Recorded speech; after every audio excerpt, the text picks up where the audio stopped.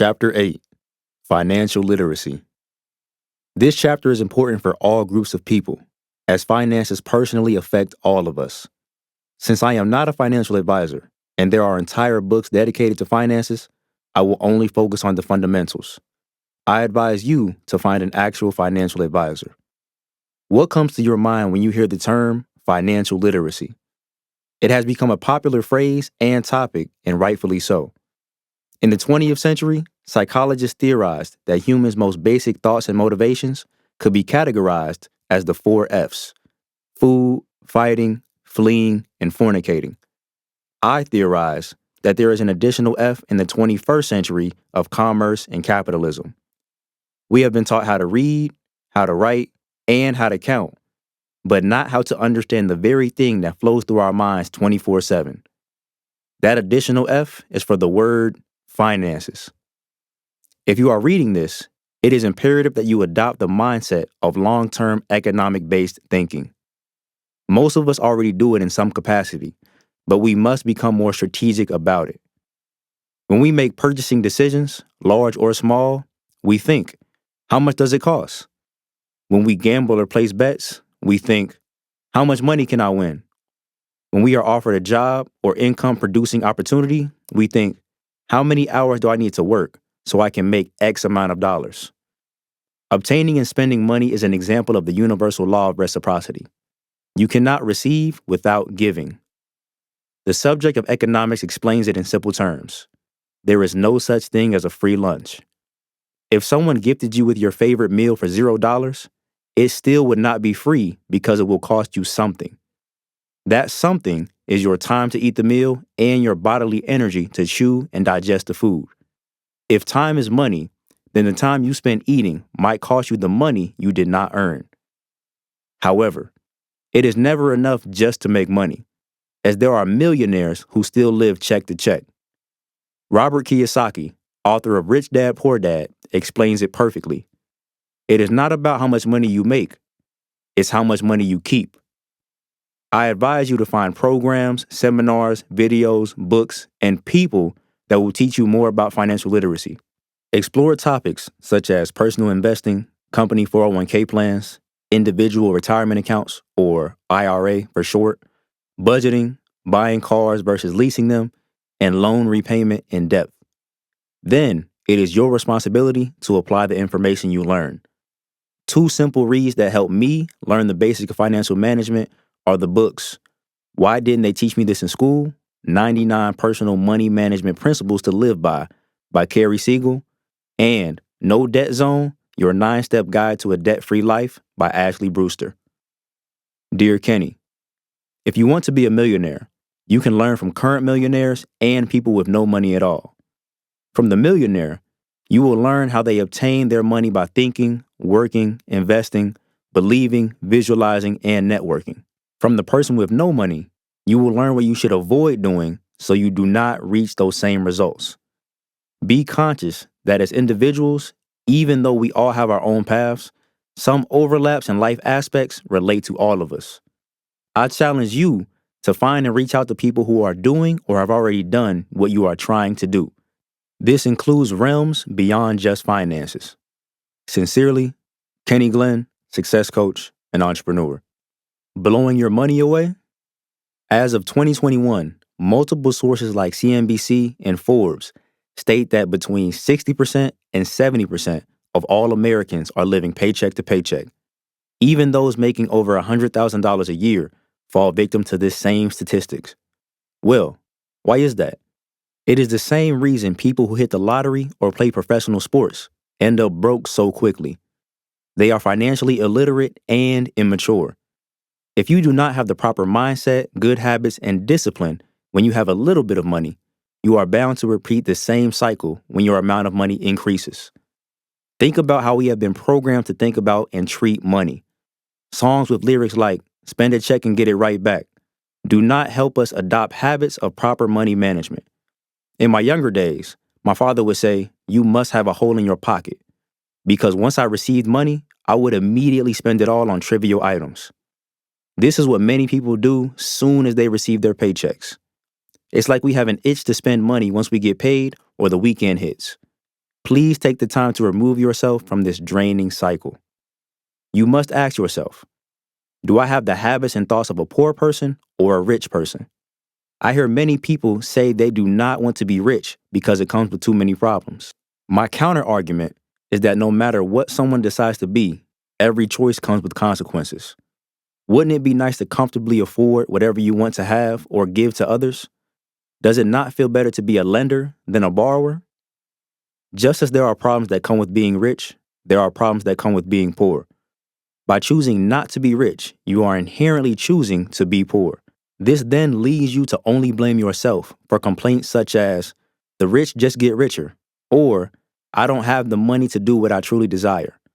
Since everything costs money, not only would it make sense to have more knowledge about it, but also to have an abundance of it. Friends and family will ask me, hey Kenny, you're a finance guy. How do I save money? My literal response is, don't spend it. This remark could be taken as funny or rude, but it is true. Scratching beneath the surface, note that people are really asking, how can I get a clearer picture of my spending habits? This comes down to the type of lifestyle they want and what purchases they consistently make. Just because you can afford something does not mean that you should buy it. Before you buy anything, truly think about it and ask yourself, why am I spending this money? Is it for basic living necessities? External validation by keeping up with the Joneses or trying to impress others? Sex? Unhealthy addictions? Short-term happiness? Appeasements for childhood or current trauma? Things that will help you achieve your dreams and definition of success? Joyful and memorable experiences? Have some patience and restraint and think about your purchases from a long-term perspective. Let us use buying a brand new car as an example. I know that a brand new car looks nice and you will impress your friends and neighbors by having it. But think about everything else that comes with it, including at least 5 years of monthly car payments if you do not pay for it up front. Also, think about the other expenses attached to the new car, such as higher insurance. If you already have a car that runs just fine, continue to drive it until you can comfortably afford another one. Dear Kenny, this is not just financial advice, but life advice. Do not make decisions or purchases impulsively or impatiently. Just because it is heavily marketed and looks good does not mean that it will be good for you. Not everything you see or think you want is worth your attention or money. Live below your means and know that you do not have to impress anyone. Sincerely, Kenny Glenn, success coach and entrepreneur. Sources versus streams. For most people to achieve financial freedom, retire comfortably, or achieve millionaire status, they will need multiple sources and streams of income. Be sure to know the difference between sources and streams of income, then go find the best one that works for you to live a life of financial abundance. Ashley Brewster outlines it perfectly in her book, No Debt Zone, Your 9-Step Guide to a Debt-Free Life. Here is the exact excerpt. The average millionaire has 3 sources of income. Within those sources, they have 7 streams of income. Having one source is almost like gambling because if you lose your job, you risk diving into debt. By diversifying your sources of income and adding income-producing streams, you have other options to get paid. The main sources of income are earned, passive, and residual. Earned income requires you to do some work in order to be paid. Passive income requires only capital and then your money will begin to grow on its own so long as it is invested in income-producing assets, such as stocks, real estate, or equity within a company. Residual income comes from creating a product or idea once, and then you receive payments from doing the work one time. This income is often in the form of books, royalties, or a product. It is good to have all 3 sources and then create streams within those sources. For example, if you have a full-time job and a side hustle of cutting grass, you have earned income. Both would be the same source but different streams. Having a second source would be writing a book and having it sell over and over again. This would be residual. Whatever you decide to do, understand increasing and diversifying your income is no longer a choice, but a necessity. The social media effect. Social media affects our minds and then our pockets, as it is where comparisons continue to rise after graduating. We start focusing on where people are traveling, what new car they are buying, what house they are buying, and what business they are starting. The updates on what your peers are doing can be fun, but the nonstop comparison is not. This is true personally and financially. Do not be fooled by what is shown to you on social media. Personally, some people look at my life and think I spend lots of money because of how much I travel. If someone felt envious and wanted to replicate my life, they would probably spend way more than I do. When I travel, the only things I typically pay for are my flight and food. My expansive network of family, friends, former classmates, and teammates allows this reality. In most situations, they let me stay with them and even let me use their cars to get around. Financially, let me be the one to tell you that you do not need to have every stream of income under the sun to obtain financial freedom. Building wealth takes time, and the time will increase your gratitude for the abundance. Stay away from scams or get rich quick schemes. Anything that comes too quickly won't last because it will be gone just as quickly as it came. Some social media gurus or those trying to get rich quick might tell you to quit your job and rent your car on Turo, buy and flip houses, do Forex trading, sell apparel, own a home healthcare agency, and own a trucking company, all at the same time. Who has time to learn and understand these revenue streams while trying to figure out their life during the early stages of adulthood? Just because new streams of income seem to be working for one or some of your peers does not mean it will work for you. I am not advising you to avoid learning or taking risk, but I implore you to be patient and do your research instead of blindly jumping into anything. Sex is expensive. Sexual energy is the most powerful energy in the universe because it is stimulating, satisfying, and used to create life. However, do not allow yourself to be controlled by it. A person who can control their emotions and their sexual energy is powerful beyond measure. They are truly on the road to achieving their deepest desires. From a sexual standpoint, it is unbelievable how much money we spend to have sex. I am not referring to direct payments and prostitution. I am referring to when men buy flashy and overly priced items to attract women to have sex with them. Women also buy and wear certain types of clothes to attract men for sex. Both genders consciously or subconsciously think they're going to see what I have on and want to have sex with me. It is funny how we will make certain purchases and body configurations to attract sex, but then get mad when we realize certain people only want us because of our money or body. Yet, when we make decisions based on sex, that's exactly what we are purposely boasting about and seeking to attract. Whether it be by mistake or on purpose, the dollar amount we spend because of sex increases drastically once children are created from having unprotected sex. Newsflash: raising children is expensive. Make smart decisions when you have sex and be cautious about who you have sex with. Dear Kenny, unprotected sex may feel good, but the potential consequences of diseases or the financial responsibilities of having a child will not feel good. As a teenager or young adult, you may subconsciously think, my parents had me when they were young and I turned out all right. So I can be just like them and my child will be just fine. My response is, did you really turn out all right? If your parents were more financially secure and more mature, could they have provided you with a better life and more opportunities? What kind of reality do you want for your kids? I think we can all agree that it would be wise to have a financial cushion before bringing children into this world. Sincerely, Kenny Glenn, success coach and entrepreneur. Going out? In America, especially in college, a huge culture centered on going out to a party and celebrating for no legitimate reason exists. These people spend money at bars and clubs every weekend and even during weekdays just to feel free and get out of the house. They think, it has been a long week. I deserve to have fun and treat myself. Yes, it is good to have fun and enjoy life, but there is no need for mindless spending to celebrate every weekend. Those dollars begin to add up quickly.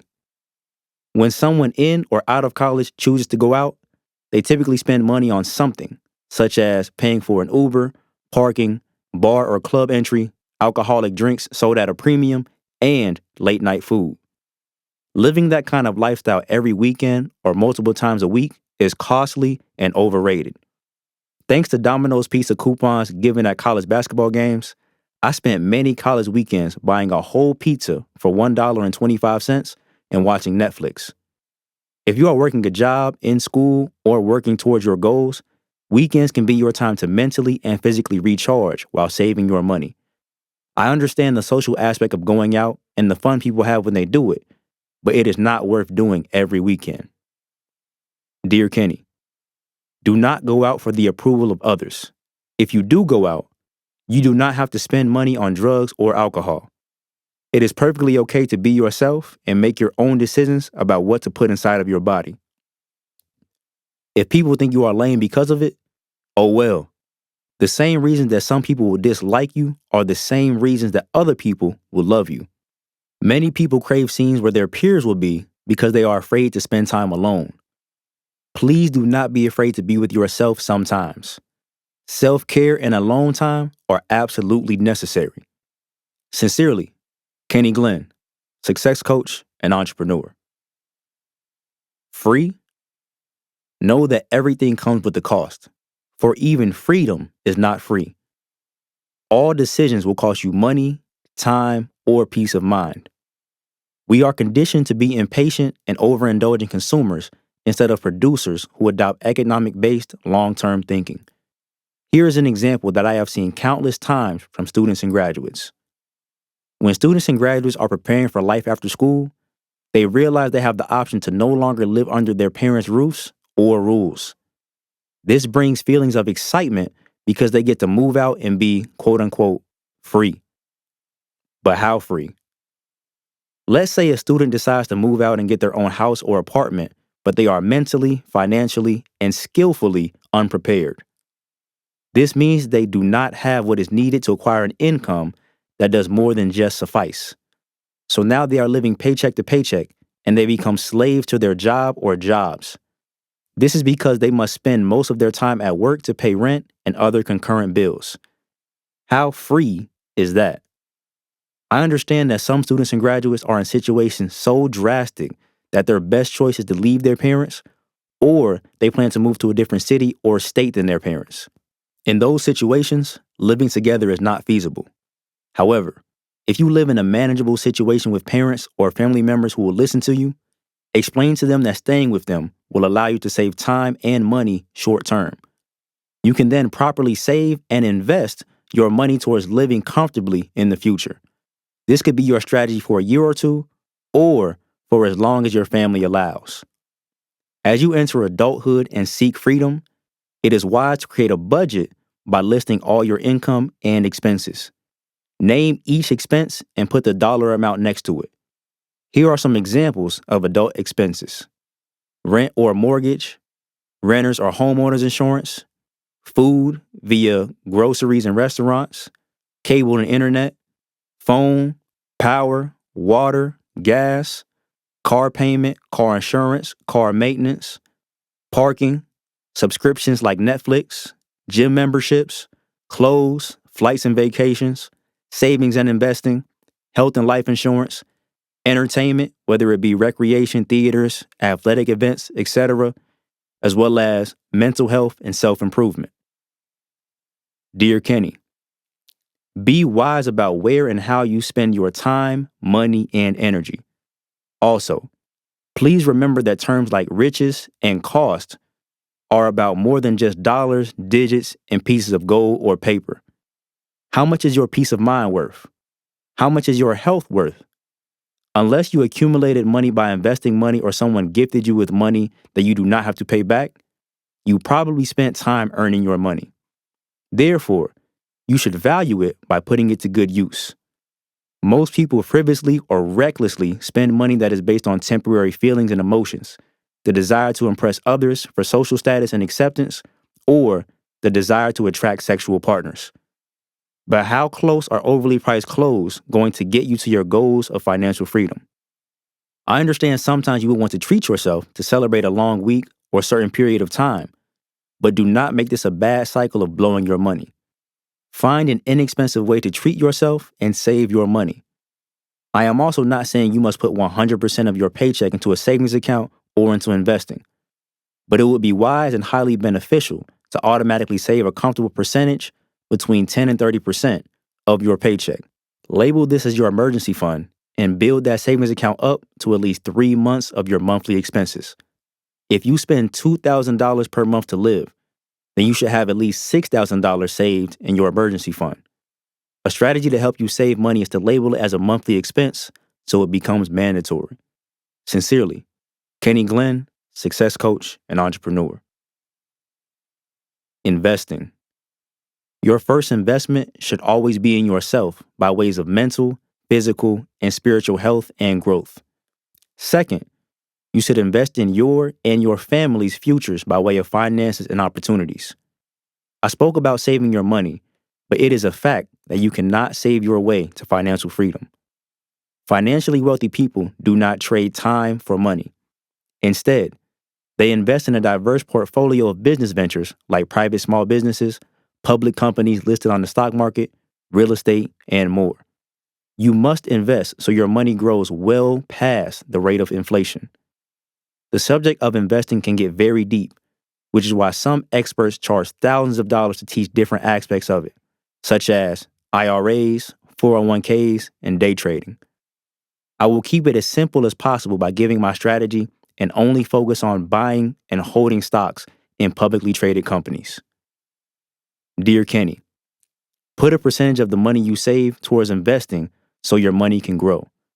There are app platforms like Acorns and Robinhood that will automatically invest portions of your money for you. We were programmed as kids to save all our money in a piggy bank. But the Bible says, do not give your pearls to swine. A pig is swine, and if we only saved our money, it would lose its value because of inflation. Save what you need to be comfortable in your emergency fund and checking account, then invest the rest. Sincerely, Kenny Glenn, success coach and entrepreneur. Stocks. I began investing in stocks thanks to Joaquin Garza, a high school and college classmate of mine. Joaquin is a financial market genius who has earned great returns from the stock market by investing in the right companies at the right time. He introduced me to the Robinhood platform that allows retail investors to buy stocks without fees. I was nervous at first because the platform asked for my social security number. But he told me that all financial institutions do that for security and tax purposes. There was no way around it, and I did not have to worry about someone stealing my identity. Robinhood also allows its users to buy fractional shares. That means that if one stock of a company is $300, but you only have $50 to invest, you can still buy $50 worth of that stock. This was not accessible to the public 10 years ago. Since platforms like Robinhood offer fractional shares, there is no excuse for anyone with a phone to not invest at some level. An example of an excuse is iPhone owners saying, I don't have $200 to buy a portion of or a whole share of Apple stock. But I guarantee you, if it cost $200 for them to get their cracked screen fixed, they would find the $200. Even if someone only had $20 per month to invest, they could buy fractional shares of a company like Apple, and eventually, they would own at least one whole share. I have had many conversations about which stocks are best to buy, and here is my advice on it. Keep it simple. Buy stock in companies that you already use daily or eventually want to use. Also, look around you and see what everyone else is using on a daily basis. When you buy stocks, hold them for the long term and keep emotions out of it. The stock market goes through ups and downs, but it always goes back up. Be patient and know that you do not have to look at your stock portfolio every hour. In 2017, I purchased stocks in the following companies: Apple, Microsoft, Tesla, Facebook, and Chipotle. They are large companies with genius-level CEOs and worldwide consumer bases, and I use them. I'm not saying you must choose these exact companies, but my advice is to invest in the best companies. Do not worry about the companies that are here today and gone tomorrow. Those types of companies produce short-term gains and induce FOMO, or fear of missing out, because they are all over the news and social media. Stick with the companies that are constantly growing at a steady pace. Joaquin Garza was not my only information source about the stock market. I learned even more thanks to Ashley Brewster. She taught me about ETFs, which are exchange traded funds. Simply put, ETFs are like a mixing pot of multiple stocks that allows for a lower risk of losing money due to diversification. Diversification is important because it reduces your losses when there are temporary dips in the stock market or within one specific industry or company. An ETF with the ticker symbol VOO, which stands for Vanguard 500 Index Fund, has percentages of Apple, Microsoft, Amazon, and other top 500 companies. Purchasing shares of that ETF is like owning small pieces of those companies. Earn Your Leisure podcast is another information source about the stock market and businesses. The hosts are two men who started a podcast to teach financial literacy on topics like investing, economic-based thinking, and operating businesses in all industries, such as technology, real estate, and trucking, for example. Their motto is assets over liabilities, and their platform has expanded across the globe. Here is a simple explanation of assets and liabilities. An asset puts money in your pocket. A liability takes money out of your pocket. You would be surprised at how many fully grown adults don't understand these definitions. Why did I gravitate to Earn Your Leisure? Rod Mills, one of my best friends, referred me to it. The hosts look like me, sound like me, and speak about what I'm interested in learning. They also did it on their terms while wearing sweatsuits and sneakers. We were taught that success and smart people must wear suits all the time, but this is not true. Dear Kenny, investing can be a rabbit hole, but while you are young, just focus on the basics. Do not get swayed by the get-rich-quick schemes that you see. When attempting to learn something like the stock market, make it relatable to you. Put it in terms you understand or ask who is ever teaching you to do so. Sincerely, Kenny Glenn, success coach and entrepreneur. Credit and debt. This topic should be taught in schools and especially at home. The problem occurs when parents or teachers do not understand credit or have good credit. Think about the things we use credit for: to purchase houses and cars, get jobs in certain industries, get approved for apartments, as well as get approved for personal and business loans. We have been scared away from credit, but America runs on it. Some people will tell you to completely stay away from credit cards because they can be seen as a scam. I am not one of those people because I see the benefits and uses of credit. If you are new to credit, you might think about and say what you have heard from others, such as, I am afraid of maxing out credit cards and getting into debt. The solution is simple. Do not max out your credit card. Only spend what you can afford. Then, pay your credit card bill in full each month to avoid the minimum payment so you can avoid paying unnecessary interest. With credit cards, it is also wise to keep your utilization low. For example, if you have a card with a $1,000 limit, do not spend above 30% or $300 on that card per month. A way to build credit other than credit cards is making payments on time, whether they are for car payments, rent, bills, or school and business loans. Credit building activities are the same reason some people go into debt. Debt is all about leverage and having a legit plan to pay it back. There are not many things more stressful than owing someone money, so it is wise to avoid bad debt for foolish situations. Debt can be good if necessary for situations like school or solid business ideas that will benefit your future. Discipline and timeliness are the top factors when it comes to credit and debt. The most important thing about credit is not your credit score, but your credit report. Keeping a clean credit report should be your priority. You must be responsible to pay bills and loan payments on time. You must also make sure you do not max out any credit cards. Instead, pay the full balance before the due date. Credit card companies are hoping you carry an unpaid balance or forget to pay so they can make money by charging interest. However, most credit cards are connected to banks with phone apps to simplify paying the full balance. You can set up automatic payments so you do not even have to think about it. While I was in college, My father gave me and my sister our own credit cards for typical everyday expenses. He told me that whatever I formerly bought with my debit card, I could now purchase with my credit card instead. Then, he instructed me to immediately pay my balance in full every month so I would not need to pay any interest. This small change brought big rewards, as it would allow me to establish and build a solid credit report that I could leverage for future purchases. Here is another benefit of using credit cards. If you were walking in a dark alley with $10,000, would you rather it be the money that you worked hard for or the bank's money that they let you use? I ask this question because fraud occurs with the use of card information every day. If fraud occurs, the process to retrieve the funds is much easier with a credit card than with a debit card. I rarely use my debit card, and when I do, it is usually to retrieve cash from ATMs.